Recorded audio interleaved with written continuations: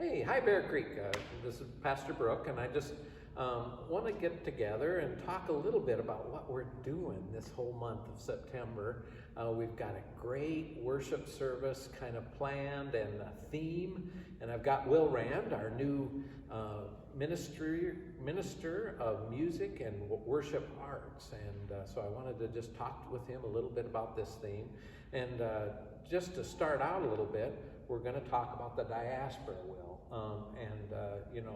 We had the exile. The people of Israel were in exile. They were kind of prisoners of war, really, and they were scattered all over.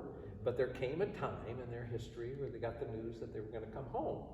And Isaiah, the second Isaiah, chapter 40 and beyond, talks so much about that. It just has a different tone, right? I mean, as you read Isaiah 43, that's our first passage.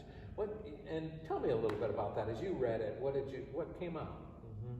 Well, Isaiah 43 is a really powerful passage in the whole of Scripture because it really invites us into a personal intimacy with God. It shows God as claiming us and loving us and calling us as God's own. The words, "Fear not, for I have redeemed you. I have called you by name. You are mine." These heart words are so intimate. And they invite us in this celebratory service to remember where we came from and how we're called and how we're made. And as we are the diaspora coming together, we've been scattered in this COVID season, we are reminded of who we really, really are and who we are claimed by. And you have written a beautiful piece, not just for this event, but it seems like it's from this passage, or some of the words are. Do you want to share a little bit of it? Sure, I'll be happy to. We're going to weave this on Sunday with the Scripture, and we're hoping that you'll take these words into your heart a little bit. As the words of the song are just the words of the Scripture, so it's very simple. It just goes like this: Fear not, for I have redeemed you. I have called you by name. I have called you by name. You are mine. And so we'll sing that over and over and over so that these words become a part of us and help us share this story with one another as we are gathered from across the distance. Now, it's interesting because our theme is claiming Jubilee, right? And it seems like God in that passage is kind of claiming us.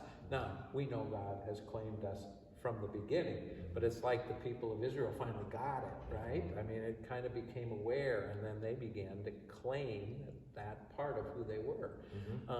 And then we come into another biblical concept of Jubilee, and this idea that every 50 years or 500 years, depending on how you read it, you get a do-over. You get a new start. You get to start things new. You get forgiven. The land that was taken away from you, you got back. All the debts were wiped away. So it's just this wonderful new start. And it's interesting because when I read about Jubilee in Leviticus, the 25th chapter, one of the saddest parts about it, as I read a little bit about it, is historically it rarely happened, right? But then along comes Jesus, and if you really want to understand Jesus' ministry, he declares it right as he speaks that it's going to happen. So it's just a cool thing, and that's what we want to do, is we want to declare Jubilee for all of us, a new start for Bear Creek. And we want to invite you to come join us this Sunday and all the Sundays in September as we celebrate this new way of claiming Jubilee in our lives and coming together again for a new, fresh start. So hope you can come.